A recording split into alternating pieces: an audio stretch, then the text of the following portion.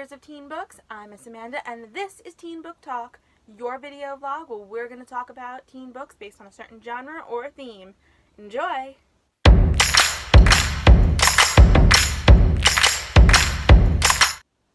Hey everyone, welcome to episode 3 of Teen Book Talk.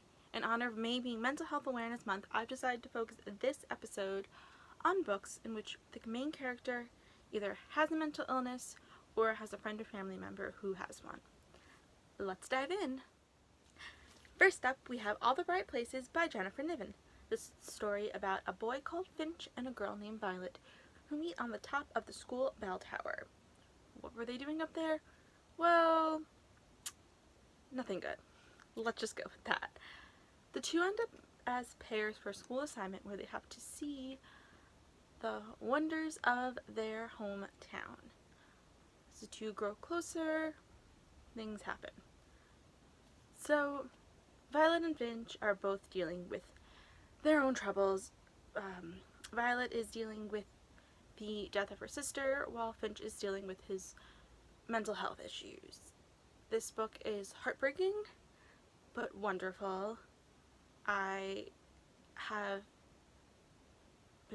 read this shortly after it came out, and I've been meaning to reread it, but I've been also afraid to because it made me bawl so much.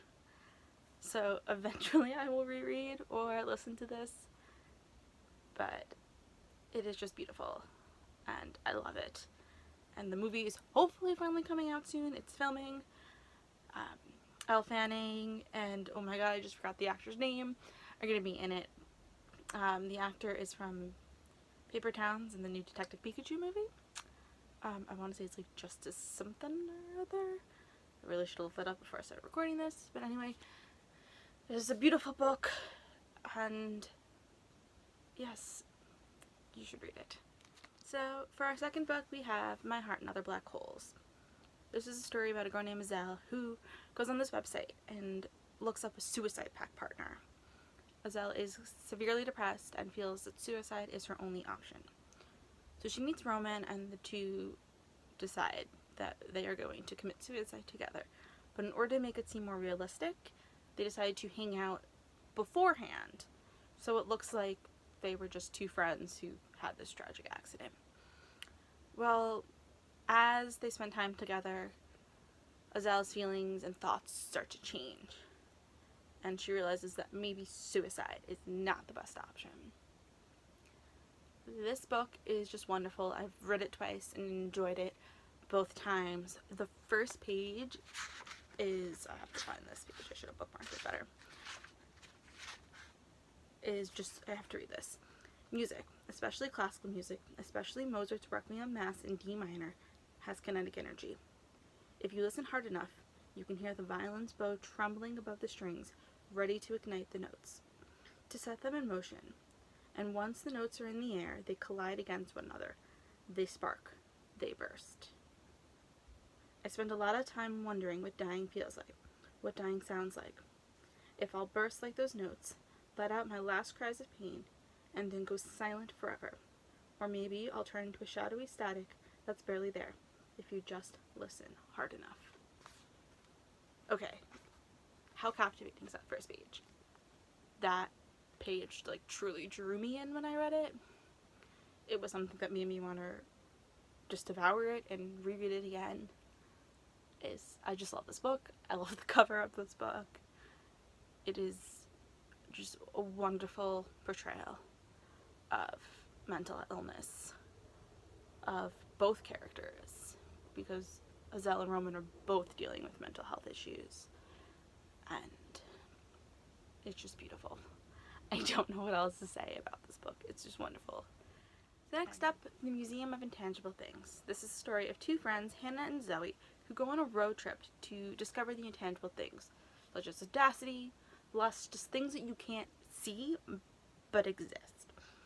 What makes this story different than some of the other ones is that Hannah is the protagonist, and it's her story, and Zoe is the character who has a mental illness. She's bipolar. So this is Hannah's experience dealing with a friend with a mental illness. So the two set out on this road trip, and just lots of stuff happened. It's actually been a while since I read this book, and I need to read it again because it is just that wonderful. Wendy Wonder is a wonderful author, and it's just a beautiful portrayal of friendship and mental illness. And I know that sounds really weird to say, but it's just definitely a must read. And I know this cover doesn't really pop much on here, but yes, you need to read it.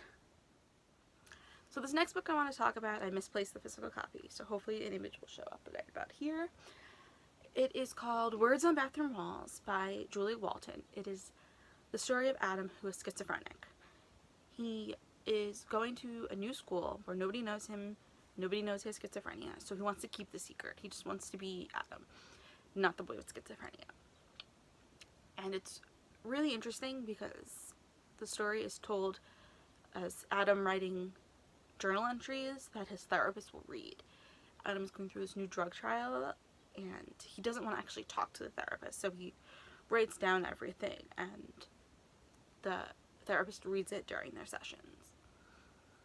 And it's just really interesting because, and I hate using the word interesting, it's really intriguing, Adam's story, because I had never really read a book dealing with schizophrenia before, and just seeing, well, reading all the things that go on with him. He sees these people that only exist in his mind.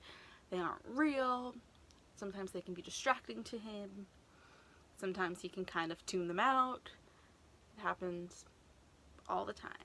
He is dealing with his relationship with his mom and his stepdad, with this girl he meets at the school, and it's just, like, schizophrenia is a big part of the story, but I also feel like it's also just about Adam in this new situation as well. It's a book I highly recommend. I wouldn't be talking about it here if I didn't. It is a wonderful story dealing with mental health. It is a wonderful story with a male protagonist, and I actually listened to this book, and it's a wonderful audiobook as well. So you should be sure to check it out in either print or audio format.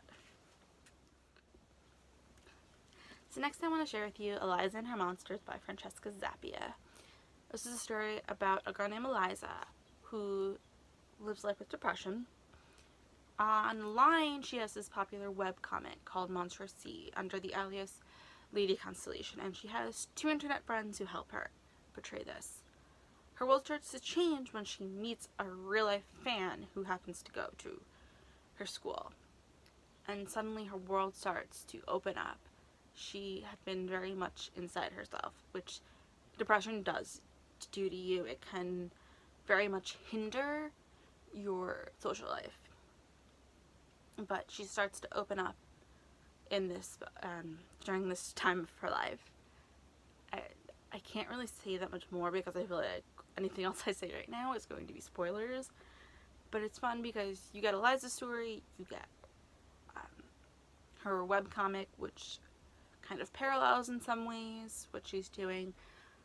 Her monsters are the monsters in her comic, but also the depression, which when you are like highly depressed, it does feel like a monster. It feels like a monster controlling you. And this is a really great book if you're looking to understand depression. Just a wonderful story. You can enjoy it even without the mental health aspect of it. If you're like, I don't care about the mental health aspect, I just want to read a really great story about a girl who has her own webcomic and is like fandom based kind of. So I need to reread this actually now because this is this month's selection for Yakety Snackety. So I'm really, really excited to be rereading this because I love it so much.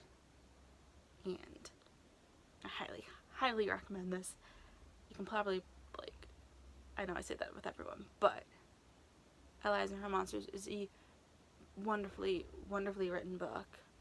It's got some pictures in it for those of you who want. This is just a random picture I've opened to. So, yes. Pick up your copy, read it in time for yakety snackety, and come discuss it with me. Tell me how much you love it. Tell me how much you hate it if you hate it. But read it. You won't regret it.